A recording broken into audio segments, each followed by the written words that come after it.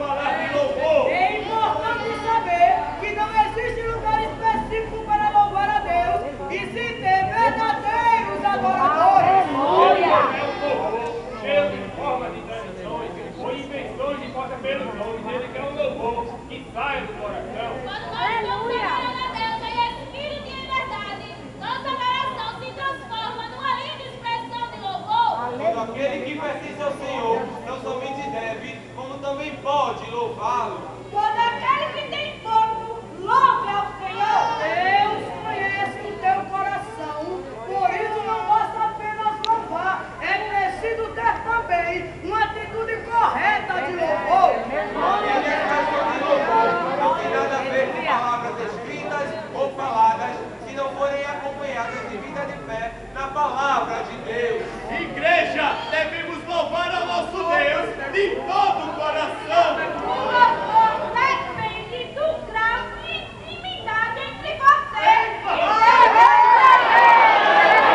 Abrir sua boca enquanto que outro pode estar cantando com todas as suas forças, mas o seu canto não ser louvor do coração.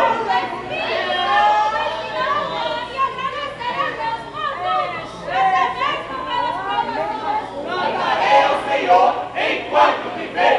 Nunca se viu o inimigo vencer o crente que louva Jesus.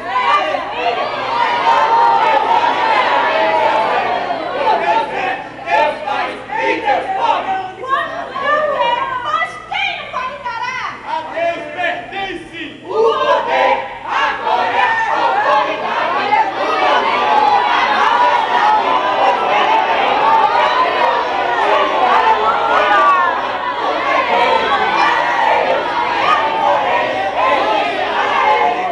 e nós os seus passos. Ele faz e nós adoramos. Ele determina e nós aceitamos. Precisa da terra. Quem é o homem, senão uma criatura e obra de Deus? Quem é o homem se não serve? Ele, o Senhor. quem é o homem senão a menor parte do nada em comparação a Deus? E quem é o homem, senão alguém que nasceu principalmente para mostrar que Deus é grande? Quem é o homem senão um instrumento para ser usado por Deus? Você não sabe agora, mas saberás depois, porque Ele é grande, o Rei da glória. Eu sou quem sou. O Deus terrível tem toda a autoridade. Ele é o muito instrumento, é o que acrescenta, mas se for preciso tira, ele é simplesmente Deus.